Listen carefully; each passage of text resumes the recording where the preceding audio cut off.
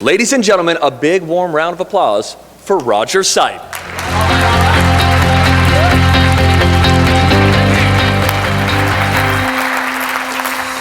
How's everybody doing this morning? Okay, so this is something that I noticed that we need to work on. I loved Cindra's piece about, I loved how she taught you how to, I'm going to teach you a little something different that will elevate mood and performance, and it's actually going to help our day out. There's a little rule that I have whenever I work with groups in a short format that there's a correct answer to the question, how are you doing? Like, your response was reasonably enthusiastic for a Thursday morning. We're going to make sure that we kick this off on the appropriate extra positive note. When you're in a session with me, the correct answer to the question, how are you doing, is the word fantastico. I know, so I realize we're in Minnesota, so it's going to come out fantastico. I understand that that's how it's going to sound. But at least try and sound Italian a little bit, all right? So we'll try that again. How's everybody doing this morning? That was very Italian. Nice job. That was really good. All right, question. How many of you, give me a show of hands on this, how many of you know somebody who as soon as they walk in the room, you feel better just because they walked in the room? How many of you know somebody like that? Awesome. How many of you know somebody who you feel better as soon as they leave? How many of you know that person? Yeah. Some of you are looking at your table mates right now, I get it. My belief is that when we more consistently are that first type of person, number one, the world gets better. Would y'all agree with that? Number two, we are better at everything that we do. If you're a salesperson, you sell more. If you're a meeting planner, you have more energy and less stress.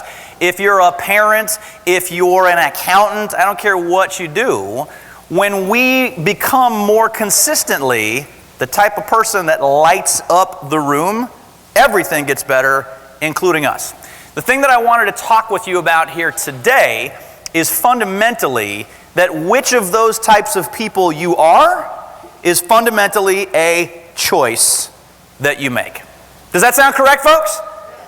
We get to choose that. In fact, Steve was gracious enough to mention my book, Train Your Brain for Success. When we teach longer workshops about how a person can train their brain to help them be more successful, one of the principles that we teach right off the bat is something that I call what you see is what you look for. If you're taking notes on the content, you will probably want to write that down for yourself.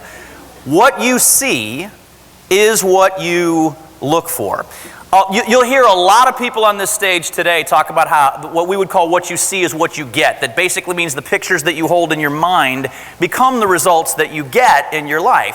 What we're talking about right now is that what you see is what you look for. It fundamentally means that the pictures that determine your results that will live in your mind most consistently are going to be the pictures that you have conditioned your mind, literally that you have trained your brain to focus on. This conditioning that I'm talking about, and again, you may want to jot this down, this conditioning of your mind that I'm talking about is happening all the time. It happens largely through the choices that you make. Yeah, if you're taking notes like many of you are, this is a good one to take. The choices that you make every day teach your brain to focus in one direction or another, and thereby get you one set of results or another. This is not just my opinion. This is, honest to goodness, brain science. I'm not going to get super geeky on you, but there is one kind of geeky brain thing that you do need to know. It's part of your brain that's called the reticular activating system. I don't know your name up front, but she's like, how do you spell that? You can just abbreviate it. It's the RAS. Here's fundamentally what it does for you. Is it's part of your brain that acts as a filter on what you notice versus what you don't notice in your environment. Classic example of this reticular activating system doing its thing. I can mostly see you with the lights in my eyes, so I'll get a show of hands on this. The classic example of this is if you've ever made the choice to buy a particular type of car. Actually, I don't need a show of hands. Just help me out with this. You said to yourself, all right, I'm going to buy whatever. I'm going to get a BMW X6 in midnight blue or whatever the make and model was. Help me out, folks. As soon as you made that choice, I'm going to buy a blah, blah, blah. You then started seeing that exact vehicle where? Oh, you know what I'm talking about. It's a weird feeling. right? What it feels like is that you made this choice, and then that night, while you were asleep, everybody else went out and made. Am I right? That's what it feels like. Now, obviously, that's not what actually happened. There was not a sale at the BMW dealership at 3 a.m., and you were the only one that didn't know. What actually happened is that you made a, what? You made a choice. What that choice did in your brain is it literally flipped on that reticular activating system so that you literally your brain started picking out that pattern because now it's relevant, whereas yesterday it wasn't. Folks, the result was you physically started seeing things today that you could not see yesterday, even though they were there. Everybody with me on this? The reason I'm spending time on this is because that choice impacts that. It ain't just about cars. This principle shows up in a lot of different ways. It really shows up in people's attitudes.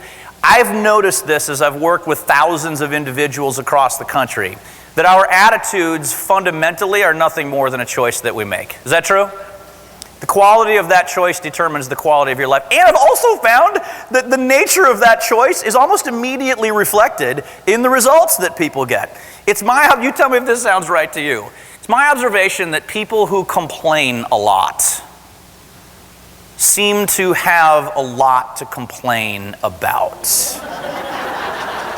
Have you noticed this too?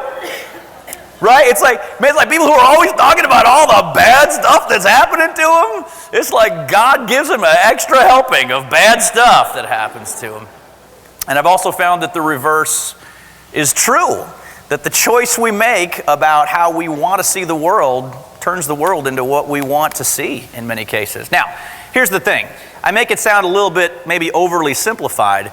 There are some factors working against us. In our longer programs, we'll typically talk about what I call your brain's unhelpful default settings.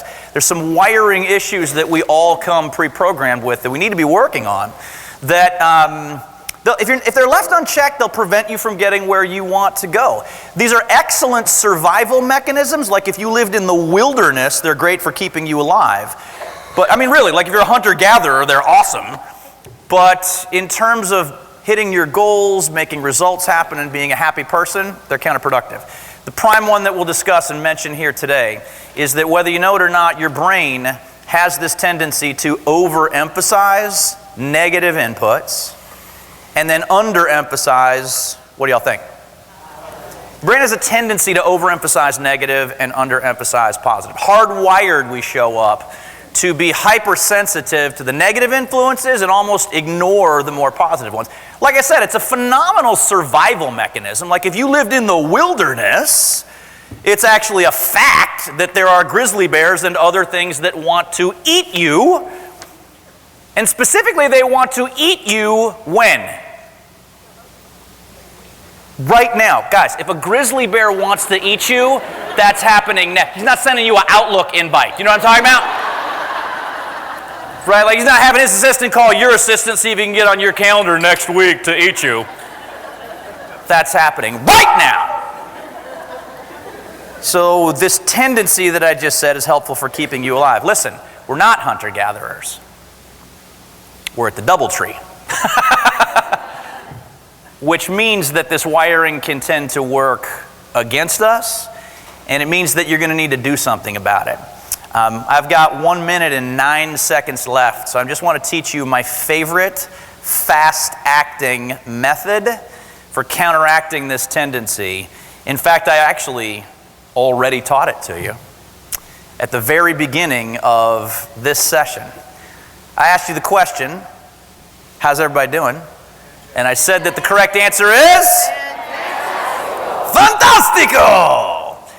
I teach my clients to develop an intentional and positive response to the question, how are you doing?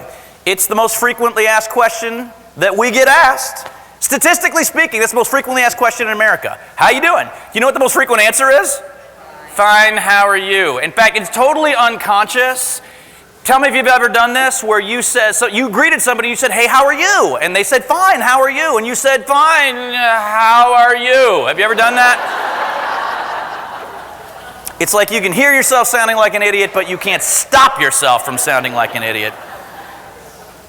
Outside of here, you can use any positive word that you want. You'll notice it makes a huge difference. For right now, how's everybody doing? Thank you very much. I'm Roger Seip. Have a great rest of your day.